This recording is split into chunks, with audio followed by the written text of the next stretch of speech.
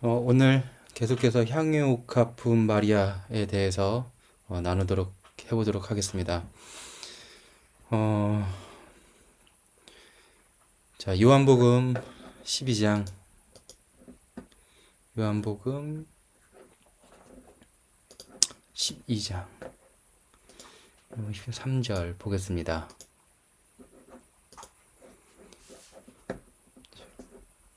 자,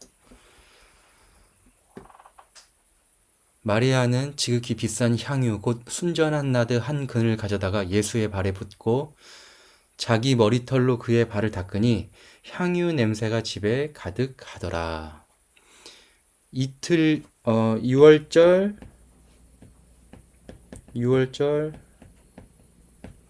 이틀 전에 어디서 베다니에서 향유를 붓고 머리털로 닦았다고 했습니다. 그러니까 머리와 발에 붓는 것은 사실 본질적으로는 같아요.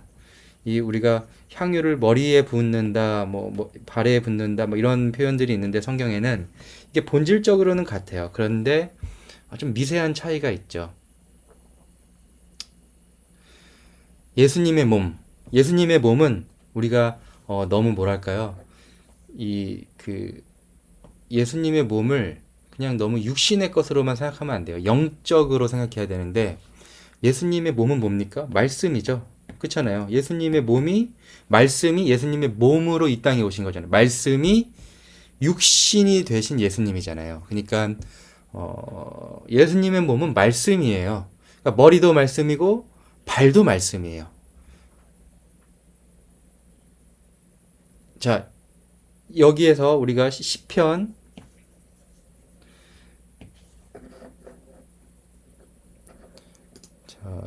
시편 133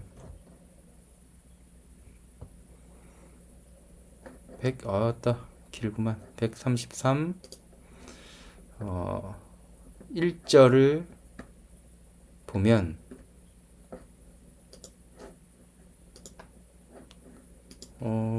다시 찾아야 되겠네요. 이게 뭔가 시편 133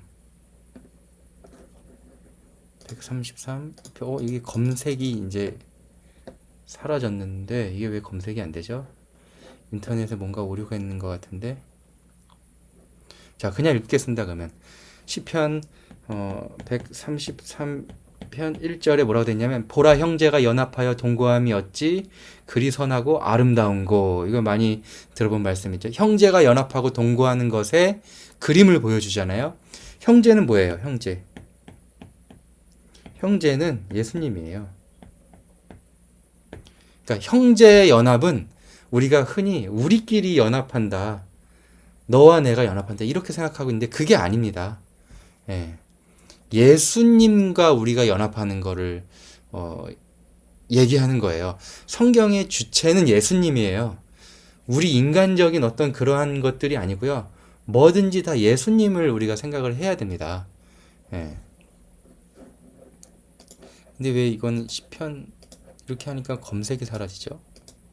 딴 거는 안 그러는데. 자, 히브리서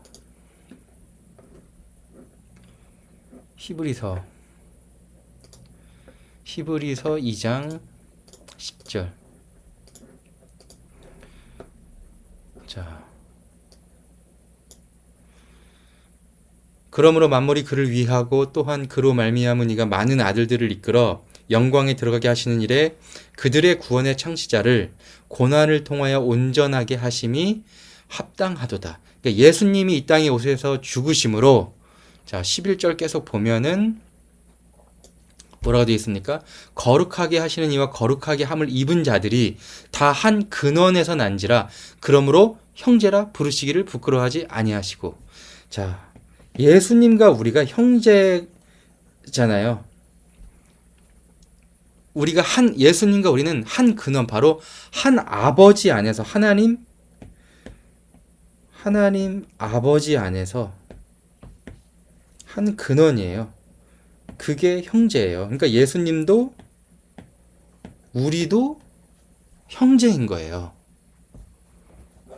그런데 형제가 연합하여 했더니 뭘 대부분 하냐면은 모임을 얘기하는 거예요. 모이고 다과하고 서로 삶을 이런 것만 생각하는 거죠. 하지만 성경에서 본질적으로는 그 형제는 예수님과 우리가 동거함이 어찌 선하지 아니하냐 이런 말씀인 거죠. 자, 시편 그 1절 이후에 뭐라고 되어 있냐면요. 이게 지금 좀 시편만 가면은 이게 안 돼서 제가 그냥 읽어드려야 될 것 같은데 한 번만 더 해볼게요. 그러니까 시편만 되면은 이 검색이 사라져요. 왜 그런지 모르겠는데. 약간 이렇게 하면 달라질까요? 아니네요. 자, 그냥 제가 읽을게요. 2절 계속해서 자, 머리에 있는 보배로운 기름이 수염, 곧 아론의 수염에 흘러서 그의 옷깃까지 내림 같고 자, 시편 133편 1절에는 보라 형제가 연합하여 동거함이 어찌 그리 선하고 아름다운고 했고 그 다음에 머리에 있는 보배로운 기름이 수염, 곧 아론의 수염에 흘러서 그의 옷깃까지 내림 같고 그러니까 머리에 부어진 기름이 아론의 수염, 머리털을 말하는 거예요. 그것이 옷깃에 내리면서 자, 옷깃은 뭡니까? 옷깃은 발끝을 얘기하는 거예요. 우리가 옷깃 하면은 그냥 이렇게만 생각할 수 있는데 이 부분 그게 아니라 제사장의 옷은 통이에요, 통. 그래서 머리끝부터 발끝까지 이 말인 거거든요. 그러니까 우리가 지금 마리아가 붙는 이 행위 여인의 행위와 관련이 돼 있어요, 이건. 그래서 헐몬의 이게 이제 계속 보면 헐몬의 이슬이 시온의 산들 위에 내려진 것 같다라고 되어 있거든요.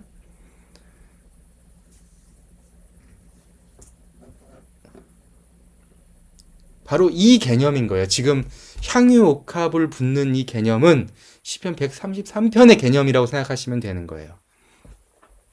자, 우리 요한복음으로 다시 돌아오겠습니다. 요한복음 11장 2절.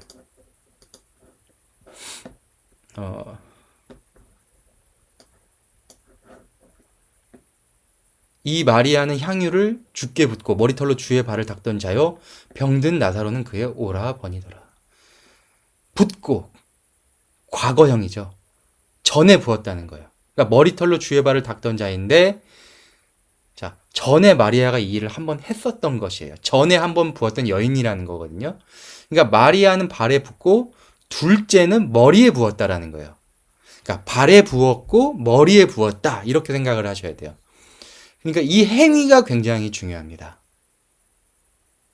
이 여인이 행한 영적인 본질이 무엇이냐?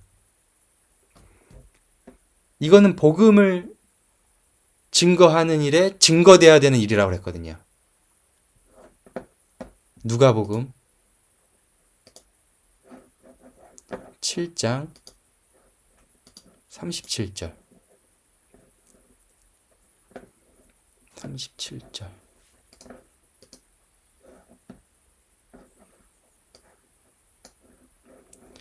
그 동네에 죄를 지은 한 여자가 있어 예수께서 바리새인의 집에 앉아 계심을 알고 향유 담은 옥합을 가지고 와요. 그런데 이 누가는 이 여인을 죄인이라고 했어요. 누가는 사도가 가진 죄인의 개념의 용법을 이 죄인 이걸 가장 많이 사용을 했거든요. 자, 어떻게 또 누가가 이 죄인이란 개념을 사용했냐면 5장에 8절에 누가복음 5장 8절에 보면 뭐라고 되어 있냐면 시몬 베드로가 이를 보고 예수의 무릎 아래 엎드려 이르되 주여 나를 떠나소서 나는 죄인이로서 이렇게 또 얘기하죠. 그러니까 마태는 그물을 씻는데 나를 따라오너라 이렇게 얘기했는데 누가는 과정을 말했어요. 그러니까 밤새 고기를 잡지 못해서 말씀에 의지해서 깊은 데 내렸더니 고기를 잡았고 그물이 찢어지고 그러자 또 베드로가 엎드려 경배하고 나를 떠났어 이렇게 얘기했고요. 10절 보겠습니다. 10절 세베대의 아들로서 시온의 동업자인 야고보와 요한도 놀랐습니다. 예수께서 시몬에게 이르시되 무서워하지 말라. 이제 후로는 내가 사람을 취하리라 하시니. 그러니까 이후에는 내가 사람을 취한다. 사람을 낚는 뭐야? 이렇게 말을 하죠. 그러니까 그 과정에 반드시 그 발 앞에 엎드려 죄인이라고 인정한 후에 비로소 사람 낚는 어부의 사명이 부어졌다라는 것을 누가는 이렇게 기록을 했어요. 근데 우리는 이것이 없이 사람 낚는 어부가 되겠다고 하는 것이죠. 그러니까 누가는 다른 사도랑은 좀 다르게 얘기한 거예요. 자, 30절. 30절 보면요. 30절. 바리새인과 그들의 서기관들이 그 제자들을 비방하여 이르되 너희가 어찌하여 세리와 죄인과 함께 먹고 마시니. 그러니까 예수님이 죄인들과 함께 식사를 하자 바리새인과 서기관이 비방을 하죠. 그러니까 이 세리와 죄인들이 진짜 죄인인 것인지 우리가 생각을 해야 됩니다. 그러니까 죄를 지었는데 어떻게 밖에서 밥을 먹어요? 그러니까 우리가 생각하는 죄인이면 감옥에 갇혀야 되잖아요. 그런데 밖에서 밥을 먹는단 말이에요. 그러니까 바리새인과 서기관이 정한 종교적 죄인이라는 거예요. 그러니까 우리는 세리 하면은 뭐 죄인, 나쁜 놈 이렇게 되는 건데 그게 아니에요. 아니 죄인인데 어떻게 밥을 먹어요, 밖에서? 자, 죄인이라고 하는 것은 뭐냐면 병든 자를 얘기하는 거예요.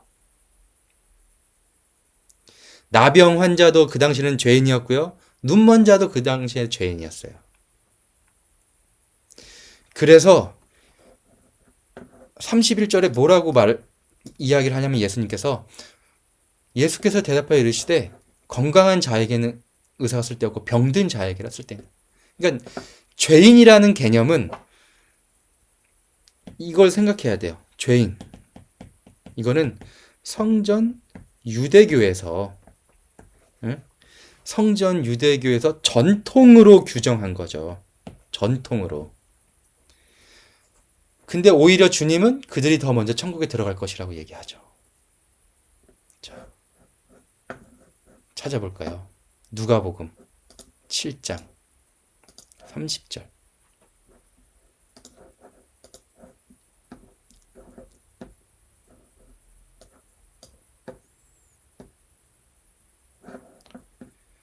바리새인과 율법 교사들은 그의 세례를 받지 아니하므로 그들 자신을 위한 하나님의 뜻을 저버리니라. 그러니까 바리새인과 율법 교사 세례 요한을 무시하고 예수님의 말씀도 듣지 않죠.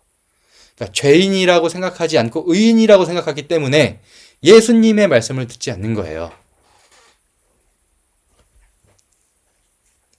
그의 세례를 받지 않았다고 그랬잖아요. 세례는 뭐예요? 정결하게 되는 거죠. 정결례잖아요. 그러니까 이것을 그러니까 부정한 죄를 지었을 때 정결례를 하는 건데 예수님의 세례를 받지 않는다는, 이게 바로 성전 유대교가 갖고 있는 자신들의 의의죠. 근데 지금도 생각해 보세요. 그냥 이게 뭐지? 뭐 나는 죄가 없는데, 나는 의인인데, 나는 뭐 예수님 잘 믿는데, 나는 이거 잘하는데, 다 그런 사람들이 있어요. 근데 정작 예수님의 이야기, 예수님의 본질적인 이야기, 예수님의 세례는 받지 않아요. 그리고 자기 의의를 계속 드러내는 거죠.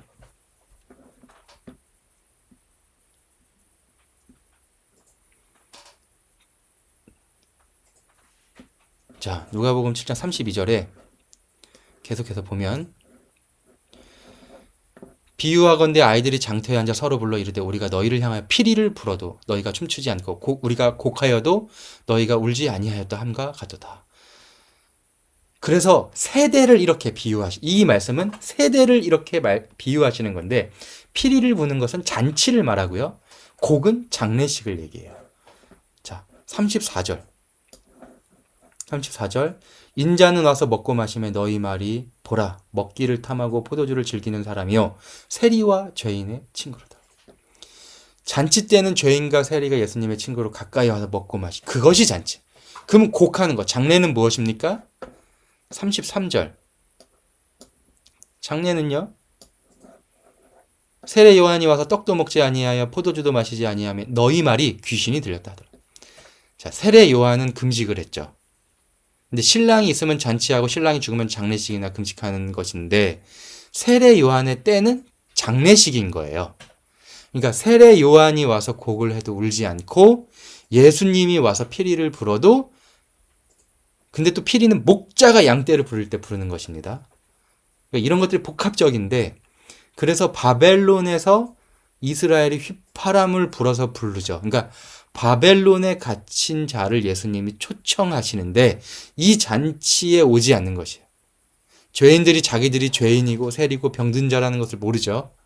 그러니까 말씀을 알고 깨닫고 의인이고 건강하다고 생각해서 오지 않는 것이거든요. 그러니까 35절에 뭐라고 되어 있어요? 지혜는 자기의 모든 자녀로 인해 옳다함을 얻느니라. 자, 36절.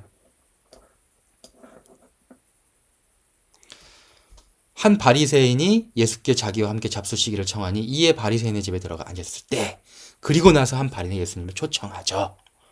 예. 자, 이렇게 해서 37절에 그 동네에 죄를 지은 자 한 여자가 있어 예수께 바리새인 집에 앉고 향유 담은 옥합을 가지고 이렇게 되는 것입니다. 자, 시간이 많이 지났기 때문에 여기까지 하고요. 다음에 계속 하도록 하겠습니다. 샬롬.